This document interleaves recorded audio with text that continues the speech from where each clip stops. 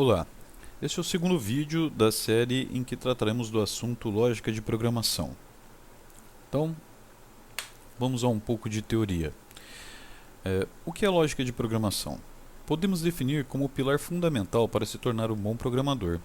É por meio dela que se aprende a ordenar comandos para que o computador os execute usando uma linguagem de programação em uma sequência lógica para se obter determinado resultado ou para resolver determinado problema. Em outras palavras, se aprende a escrever programas independente da linguagem de programação escolhida.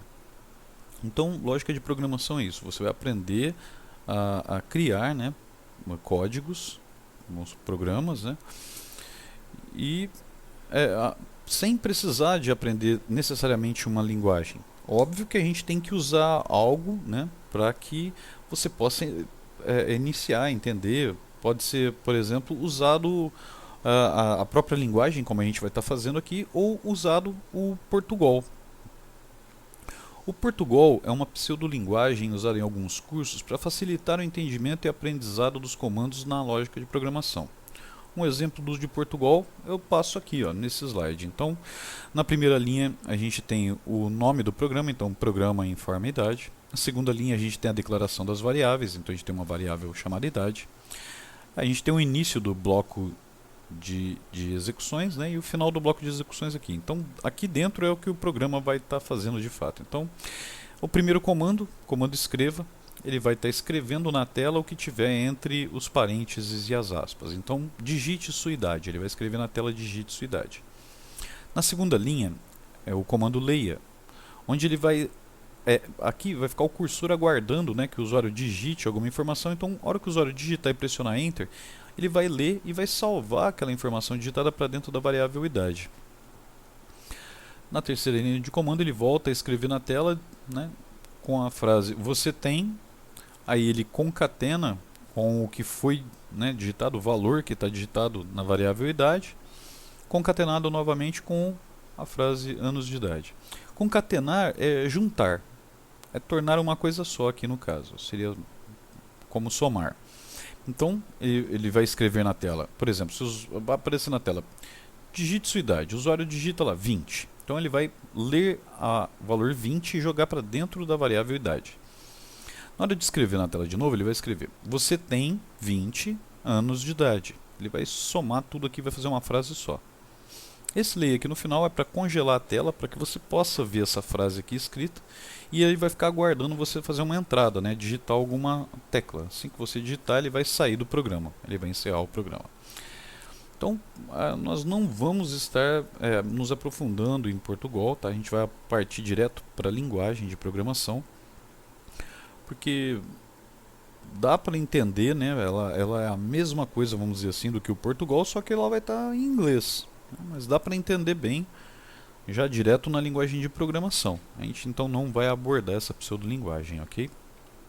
O que a gente vai estar abordando? É o paradigma de programação estruturada. O que é paradigma de programação estruturada? Programação estruturada, PE, é um padrão de programação com ênfase em sequência, decisão e iteração. A melhor ferramenta para o estudo desse paradigma é o uso de algoritmos e suas sequências lógicas. Como diz aqui que ele tem ênfase, né, em sequência, então nada melhor do que paradigmas, do que algoritmos, né, que são sequências lógicas para estudar, né, a programação estruturada. Então, aí vem a pergunta, o que é algoritmo? Então, algoritmo é um conjunto de regras e procedimentos lógicos perfeitamente definidos que levam à solução de um problema em um número finito de etapas.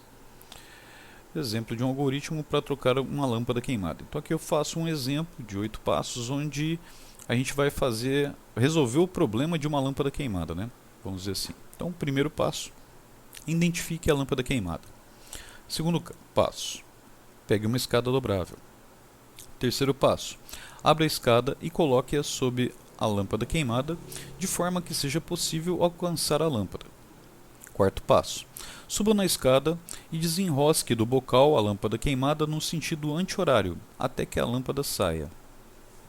Quinto passo, desça da escada e descarte a lâmpada queimada. Sexto passo, pegue a lâmpada nova e tire-a de sua caixa. Sétimo passo: suba na escada e enrosque no bocal a lâmpada nova no sentido horário até o final da rosca. Oitavo passo: desça, dobre e guarde a escada.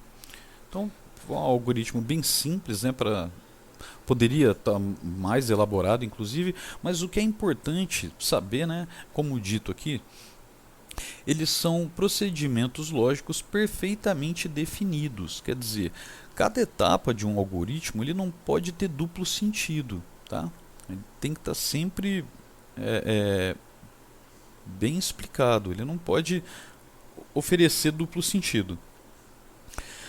Aqui, por exemplo, por isso que é importante você, né, se apegar a alguns detalhes, que nem eu coloquei aqui, que é uma escada dobrável que ele está usando. Porque se ele pega aquelas escadas que não são dobráveis, aquelas escadas retas, né, poderia complicar bastante o código aqui. Então, a gente deixa o algoritmo de forma mais fácil se a gente colocar determinadas tarefas já prontas, sabendo que não vai ocasionar duplo sentido.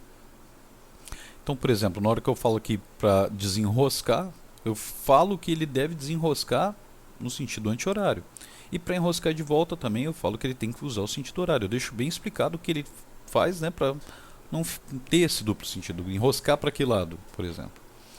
Então, basicamente, o estudo, né, da programação estruturada é feito por meio de algoritmos, que são sequências lógicas de ordens para se obter determinado resultado ou resolver determinado problema, igual aqui a gente está resolvendo o problema da lâmpada queimada.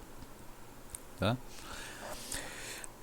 Como eu disse, a gente vai partir para a linguagem de programação, a gente não vai focar, né, muito em teoria, eu já vou partir direto, né, para a prática, para a gente estar vendo. Então a gente vai trabalhar com JavaScript e para isso a gente tem que conhecer um pouco de HTML. Então agora no próximo vídeo a gente vai aprender um pouquinho sobre HTML, como utilizar as tags, né, básicas dele, para que a gente possa, como o JavaScript é embutido dentro do HTML, para que a gente possa programar, fazer os scripts, né, JavaScript. Então, eu agradeço novamente, né, a todos que assistiram e eu fico aguardando vocês para o próximo vídeo. Até lá!